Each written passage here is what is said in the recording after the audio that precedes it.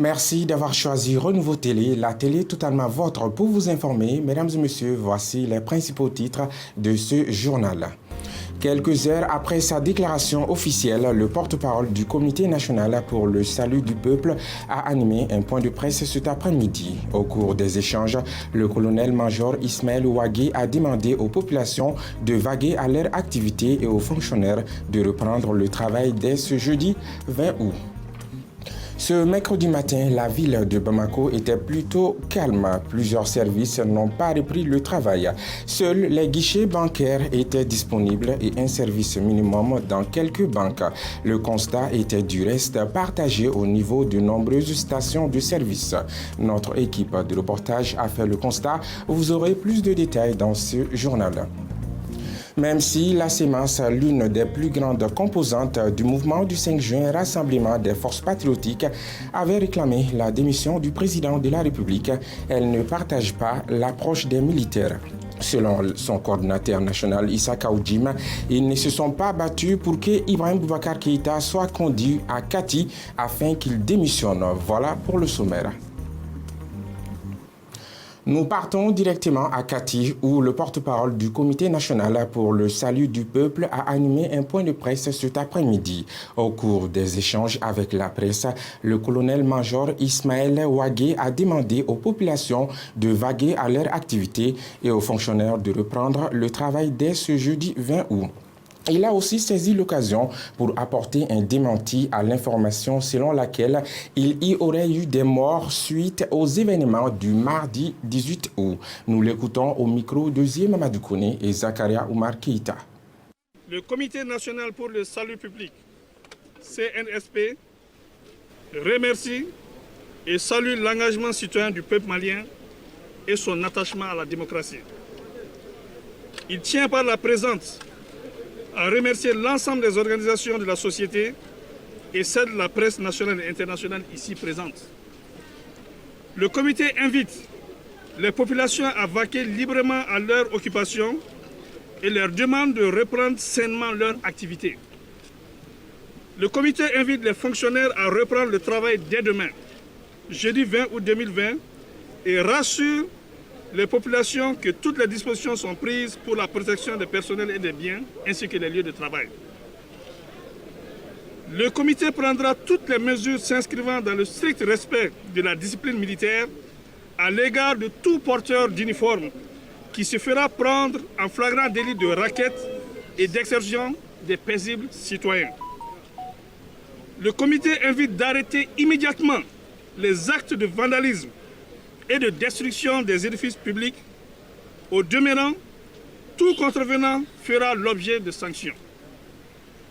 Le comité insiste que lors de ces activités, on a déploré 0 mort, contrairement à certaines allégations qui parlent de 4 morts et 10 blessés. Le comité insiste qu'à notre niveau, on déplore 0 mort et 0 blessés. Vive le Comité national pour le salut du peuple, vive le peuple souverain et démocratique, vive le Mali. Je vous remercie. Restaurer l'honneur et la dignité de la nation malienne au plan national et international, organiser dans un délai raisonnable des élections générales, rétablir l'unité nationale et la cohésion sociale sont entre autres motivations du Comité national pour le salut du peuple. Dans leur première déclaration, le porte-parole du comité a annoncé de nouvelles mesures pour le rétablissement de nouvelles bases. Youssouf Koulibaly nous donne plus de détails. Face à la difficulté de garantir à ce jour le respect de la Constitution, l'intégrité du territoire, l'indépendance de l'unité nationale, de la paix et de la cohésion sociale, M. Ibrahim Boubacar Keïta et son régime, après dissolution de l'Assemblée nationale, ce jour 18 août 2020 a rendu sa démission. Ainsi, par cette annonce, le Comité national pour le salut prend le pouvoir. Nous, forces patriotiques regroupées au sein du Comité national pour le salut du peuple, CNSP, avons décidé de prendre nos responsabilités devant le peuple et devant l'histoire d'assurer la continuité de l'État et des services publics. En attendant la création des conditions d'une transition politique civile, des mesures fortes sont prises par les responsables du comité. À compter de ce jour, 19 août 2020, toutes les frontières aériennes et terrestres sont fermées jusqu'à nouvel ordre. Un couvre-feu est instauré de 21h à 5h du matin jusqu'à nouvel ordre. La continuité des services publics sera assurée par ceux qui en ont droit au regard des textes en vigueur. La société civile et les mouvements sociopolitiques sont invités à nous rejoindre pour ensemble créer les meilleures conditions d'une transition politique civile conduisant à des élections générales crédibles pour l'exercice démocratique à travers une feuille de route qui jettera les bases d'un Mali nouveau. Dans leur volonté de donner un nouveau souffle au Mali, les responsables du CNSP manifestent leur volonté de mettre fin à la crise sécuritaire que vit notre pays depuis des années. Et pour cela, ils comptent sur les organisations sous-régionales et internationales. Par la même occasion, le comité s'engage à respecter les accords signés par l'État. Nous demandons aux organisations sous-régionales et internationales de nous accompagner pour le bien-être du Mali. La MINUSMA, la Force Barkhane, le J5 Sahel, la Force Takuba demeurent nos partenaires pour la stabilité et la restauration de la sécurité. S'adressant à vous, frères d'armes, nous vous exhortons à assurer la continuité de vos missions régaliennes tant qu'organiques et coopérationnelles. Tous les accords passés avec les partenaires nationaux, régionaux et internationaux seront respectés. Nous invitons par ailleurs nos frères de la coordination des mouvements de l'Azawad-Sema et de la plateforme à nous rejoindre pour la mise en œuvre efficiente de l'accord issu du processus d'Alger. Rien ne doit entraver l'unité de la nation malienne. Pour les porte-parole du comité, les militaires ne comptent pas s'éterniser au pouvoir. Ils invitent par ailleurs les différents mouvements à la retenue. Nous ne tenons pas au pouvoir, mais nous tenons à la stabilité du pays, qui nous permettra d'organiser dans des délais raisonnables consentis des élections générales pour permettre au Mali de se doter d'institutions fortes, capables de gérer au mieux notre quotidien et restaurer la confiance entre les gouvernants et les gouvernés. Nous invitons tous les regroupements syndicaux et sociopolitiques à la retenue sans violence, sans rancune et sans vengeance aucune. En attendant la mise en place d'une équipe de transition et l'annonce du sort réservé au désormais ancien président Ibeka, son premier ministre et les autres détenus au cours du mouvement, les arrestations continuent. Toujours sur le même chapitre, le président de la République, Ibrahim Boubacar Keïta, a démissionné à la suite d'une mutinerie hier mardi. Après une longue journée, les activités ont repris ce matin à Kati. Notre équipe de reportage a fait un tour dans la ville de Garnison. Suivant. C'est ici que tout est parti. Nous sommes devant le camp Soundiata Keïta de Kati. Après la mutinerie qui a été suivie quelques heures plus tard par la démission du président de la République et de la dissolution de l'Assemblée nationale, le calme est revenu ce matin à Kati. Le travail est repris normalement ce matin, comme rien n'était passé. Tout le monde est venu à son poste, tout le monde travaille comme d'habitude. Bon, on est là, on attend la suite. À l'intérieur du camp de Kati, nous avons rencontré le président du Front populaire républicain. Il nous a livré ses premières impressions sur ce coup d'État. C'est la suite logique de tous les événements, bien entendu, auxquels nous avons assisté d'une manière ou d'une autre. Donc on s'attendait à ça. Voilà, point de surprise. Donc c'est la résultante de tous les problèmes exprimés par le peuple malien ces derniers temps. Il faut gérer le réel. Et en gérant le réel, moi ce que je leur demande, c'est qu'ils fassent attention pour que ce pouvoir ne tombe plus entre des mains d'individus qui feront du IBK sans IBK. Concrètement, ce que je veux dire, c'est que c'est l'occasion pour nous, bien qu'étant malheureux, de rebondir avec une nouvelle génération d'hommes politiques. Les activités ont repris normalement à Kati. La route qui mène vers l'état-major du camp Soundiata Keïta, tout se passe bien, les commerces sont ouverts. Signalons qu'une grande rencontre est prévue ce soir entre les différents secrétaires généraux des départements et les militaires. Après la démission du chef de l'État, les militaires ont pris le contrôle du pays. Le Comité national pour le salut du peuple a décrété un couvre-feu de 21h à 5h du matin. Sous la frayeur de ce coup d'État à l'amiable, les citoyens n'étaient pas matinales aujourd'hui. Comment se porte la ville de Bamako? Élément de réponse avec Emma Fifamen Nounawan et Lolmadi Bati. Après la pluie, c'est le beau temps, dit-on. Ce mercredi matin, la ville de Bamako est morose dans la fraîcheur. Depuis hier, Kati a encore effrayé la capitale malienne. Des militaires, après avoir arrêté le président de la République et son premier ministre, sont désormais sujets de discussion partout. Ibrahim Boubacar Keïta a dissous l'Assemblée nationale et le gouvernement pour ensuite démissionner de toutes ses fonctions. Nombreux sont les services qui sont non opérationnels. Seuls les guichets bancaires sont disponibles, un service minimum dans quelques banques. Peine perdue pour les clients de nombreuses stations-service. Sur les réseaux sociaux, à travers certains écrits, on aurait cru que c'était fini pour le Mali. La panique était de taille. En faisant le tour de la ville ce matin, la circulation n'était pas du tout dense. Le monument de l'indépendance, qui est un endroit connu pour les manifestations, était occupé par des jeunes qui disent soutenir les militaires. Pour assurer la sécurité, on y notait la présence de la protection civile ainsi qu'une troupe militaire. Les ménagères sont allées au marché sans contrainte. Au grand marché de Bamako, même si l'ambiance n'était pas au rendez-vous, les commerçants, vendeurs ambulants et la clientèle sont aux aguets. La population lambda vague à ses occupations. La seule différence est que nous sommes un pays sans président. Suite au coup d'État de force mené par le Comité national pour le salut du peuple contre le régime d'Ibeka ce mardi 18 août, notre équipe de reportage a fait le tour de la capitale pour prendre l'avis des Maliens sur la situation socio-politique. Si pour certains ce coup d'État de force est intervenu au bon moment, d'autres le condamnent fermement. Reportage Oumar Koïta et Senabou Chiro.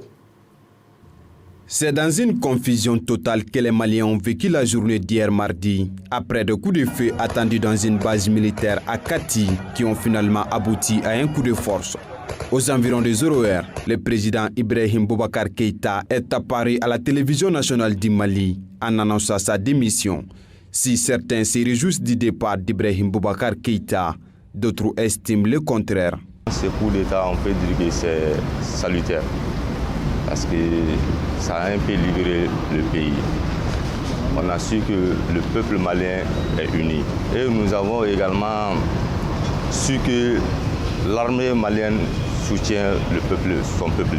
On ne peut que remercier les jeunes qui ont eu cette initiative de penser au peuple et de penser vraiment à nous, pauvres citoyens qui ont vraiment eu ces derniers moments, passé ces derniers moments dans la difficulté. Bon, ce coup d'État-là, quand même, moi, je ne suis pas content. Parce que les Maliens ne méritent pas ça. Bon, moi-même, je ne suis pas âgé à ce point, mais j'ai vu 2 coups d'État. Qu'est-ce que vous voyez? Tout ça, là, ça n'a pas arrangé le Mali. Ça met le pays en retard. Les solutions proposées par des citoyens lambda sont multiples. Selon eux, le Comité national pour le salut du peuple doit faire face à la mauvaise gouvernance et d'organiser des élections transparentes. Je propose tout d'abord de maintenir la démocratie, d'instaurer la démocratie, l'état des droits dans ce pays. Ouais, et qu'ils préparent le plus rapidement possible une élection paisible, transparente, au profit du peuple malien. Ouais, parce que nous sommes dans un état démocratique. Ils sont venus en tant que sauveurs. Donc je leur demande d'être des bons citoyens et de ne pas être comme les gens qui vont précéder. Voilà, c'est tout ce que je leur demande, qu'ils soient des bons citoyens, qui prennent ce pays-là à cœur. En attendant de rétablir l'ordre constitutionnel, la CEDEAO envisage un embargo sur le Mali. Nous ne nous sommes pas battus pour que Ibrahim Boubacar Keïta soit conduit à Kati et qu'il démissionne. On aurait souhaité la démarche plus républicaine. Tels sont les propos de Issa Kaoudjim dans une interview qu'il a accordée ce matin à Renouveau Télé après la démission du président de la République et la dissolution de l'Assemblée nationale. Amadou Diarra pour plus de détails. Dans la nuit du mardi 18 août à mercredi, Le président Ibrahim Boubacar Keïta a annoncé sa démission, la dissolution de l'Assemblée nationale et de son gouvernement suite à une arrestation dans la journée par les militaires du camp Soundiata Keïta de Kati. Cette démission du président de la République intervient alors que le mouvement du 5 juin, Rassemblement des forces patriotiques, avait déjà organisé un plan d'action d'une semaine, dont l'objectif était aussi le départ du président de la République. Même si le départ du président est obtenu, pour le M5 RFP, la démarche souhaitée était plus républicaine.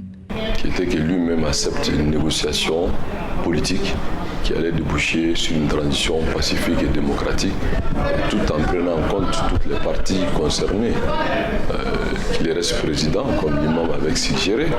Débutée dans la journée, cette mutinerie des militaires a engendré une grande manifestation, notamment au monument de l'indépendance. Une manifestation à double titre. D'abord exiger la démission du président de la République et réclamer la libération de Soumaïla Cissé, même si l'objectif principal a été atteint, qui était la démission du président à la suite d'une arrestation par les militaires. Le M5 RFP affirme de n'avoir pas démarché les forces de défense. M5 officiel, c'est le comité stratégique. Je suis membre fondateur, donc personne ne peut dire ça d'une façon officielle. Le M5 RFP estime que l'apport des militaires est décisif, à condition qu'ils s'inscrivent à l'aboutissement de la bonne gouvernance des élections libres et transparentes. Et pour que très rapidement que le pouvoir soit conféré par des voies démocratiques à un président élu, à une assemblée élue, et puis que les militaires retournent à leur mission de défense et de sécurité. Le comité stratégique du mouvement du 5 juin, Rassemblement des forces patriotiques, tiendra une rencontre pour décider les actions qu'il compte mener très prochainement.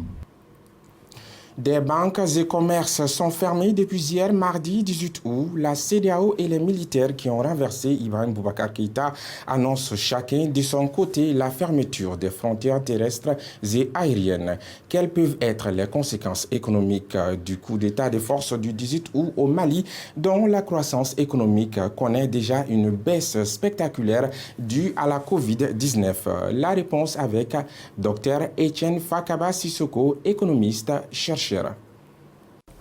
Nous allons assister à une augmentation du prix des denrées de première nécessité, du prix des matières premières, du prix de tous les biens et services qui sont importés dans notre pays. Donc la conséquence immédiate, ça va être l'augmentation des prix sur le marché, donc la diminution du pouvoir d'achat des ménages qui déjà continuent à subir d'énormes pressions économiques. À cela aussi, sur le plan macroéconomique, on va assister à une dégradation de la balance commerciale de notre pays. Parce que, comme vous le savez, 16% du PIB de notre pays sont portés par le secteur du commerce. Cela est énorme. C'est le troisième volet après le secteur de l'agriculture, le secteur minier. Donc c'est la troisième poche dans laquelle l'État puise pour justement faire face à cette dépense-là. Donc si fermeture de frontières il y a, la conséquence ce serait justement que nous allons perdre également et sur le plan national et sur le plan macroéconomique et sur le plan international parce que nous avons encore des acteurs économiques qui sont tournés vers l'extérieur. En gros, il faut voir dans quelle mesure ces menaces-là vont être mises en exécution. Si elles sont mises en exécution, il faut s'attendre à une récession dans notre économie. Parce que comme je l'ai rappelé, la pandémie du Covid-19 a fait passer notre taux de croissance estimé pour l'année 2020 de 5% à 0,9%.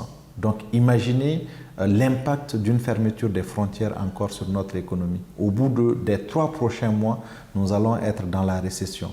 Et il faut s'attendre également, toujours sur le plan macroéconomique, à la mise en œuvre d'autres formes de réformes, d'autres types de recettes. Parce que, comme vous le savez, la recette de l'État, c'est d'abord les recettes nationales, mais c'est aussi les fonds qui viennent des partenaires techniques et financiers.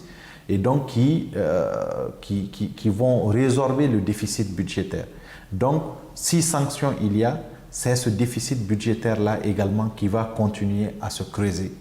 Et si ce déficit-là se creuse, si les partenaires arrêtent leurs fonds, c'est des projets de développement économique qui vont s'arrêter, c'est des projets de soutien aux jeunes dans le nord et dans le centre du pays qui vont s'arrêter. Du 4 septembre 2013 au 18 août 2020, Ibrahim Boubacar Keïta a dirigé le Mali pendant 7 ans. L'homme de poignant au président contesté, le troisième président démocratiquement élu, a passé des années très difficiles. Retour sur les 7 ans du président Ibeka avec Issa Kaba Sidibé. Élu avec 77% des voix en 2013, le président avait toute la carte pour amorcer le développement de notre pays. Et ce chemin, il l'avait pris avec un premier ministre jeune, technocrate et inconnu du grand public. Mais les querelles politiques auront vite raison sur Omar Tatamli qui jette l'éponge et est remplacé par Moussa Mara, un jeune maire d'une commune de Bamako, auparavant ministre du gouvernement Tatamli. Mara, avec l'accord du président de la République, tente de rentrer à Kidal par la force, fief des groupes armés. L'opération se solde par un échec. L'armée et l'administration perdent plusieurs éléments. C'est dans ce contexte qu'on se dirige en Algérie pour négocier un accord pour la paix qui sera signé à Bamako en 2 étapes, 15 mai et 20 juin 2015. Moussa Mara est limogé à son tour, remplacé par Modibo Keïta, un grand commis de l'État qui resserre les rangs, mais son époque est marquée par le scandale des engrais frélatés. En effet, le chef de l'État avait décidé d'investir 15% du budget national à l'agriculture, mais cet argent a été détourné à d'autres fins. Selon certains services de lutte contre la corruption. Conséquence, le ministre de l'Agriculture d'alors, président de la majorité, Boukari Treta, est limogé du gouvernement. Les bras de fer s'engagent entre le premier ministre Keïta et la majorité présidentielle. À cela s'ajoute une affaire de logements sociaux qui lui a fait perdre l'estime du président de la République. Et finalement, il est remercié et remplacé par un membre du parti au pouvoir. Il s'agit de Abdoulaye Idrissa Maïga. Ce premier ministre est confronté à une grogne sociale sans précédent, grève des médecins, grève des enseignants, et c'est le début de la montée en puissance des terroristes au centre du pays. Abdoulaye Idrissa aussi aura du pain sur la planche, surtout dans sa tentative de faire passer un projet de révision constitutionnelle contesté par un mouvement populaire anti Abana. Abdoulaye Idrissa, en pleine reconstitution de son équipe gouvernementale, est remplacé par le secrétaire général de la présidence, ancien ministre de la Défense Soumeylou Boubèye Maïga. Nommé à quelques mois des élections présidentielles, SBM parvient à organiser les élections qui vont voir le président de la République réélu pour un second mandat qui était incertain. Soumeylou, lui aussi, est contraint à la démission par un mouvement politico-religieux rejoint par la majorité présidentielle qui menaçait de le faire tomber par une motion de censure à l'Assemblée nationale. Le règne de Soumeylou Boubèye Maïga est marqué par des conflits intercommunautaires au centre du pays. Soumeylou est remplacé par son ministre des Finances, Dr Boubou Cissé, qui dès sa prise de service s'est attaqué à la crise politique post-électorale. Les financiers signent un accord de gouvernance avec plusieurs partis politiques, dont certains de l'opposition, ce qui aboutit à l'organisation d'un dialogue national. Boubou avait déjà des contentieux avec les enseignants qui revendiquaient l'application de l'article 39. Le bras de fer entre les PM et les enseignants va aboutir à la fermeture des écoles durant plusieurs mois. C'est en juin, précisément le 5 juin, qu'un mouvement de contestation est né, composé de plusieurs organisations qui organisera alors 4 manifestations, le 5 juin, le 19 juin, le 10 juillet et le 11 août. Les 2 mandats du président Ibeka, c'est le scandale de ses fils, les détournements d'argent public et surtout 7 premiers ministres et plus de 200 ministres.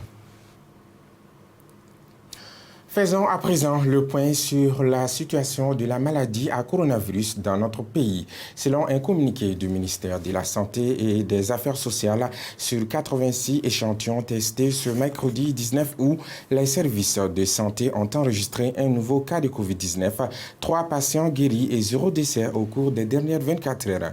À ce jour 19 août, la situation cumulée est de 2667 cas positifs, 75 décès dans les centres de prise en charge et 50 dans la communauté, 1993 guéris.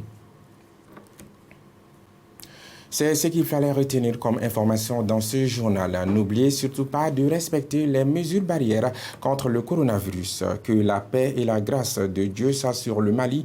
Amen. Très bonne suite de programme à notre compagnie. Au revoir.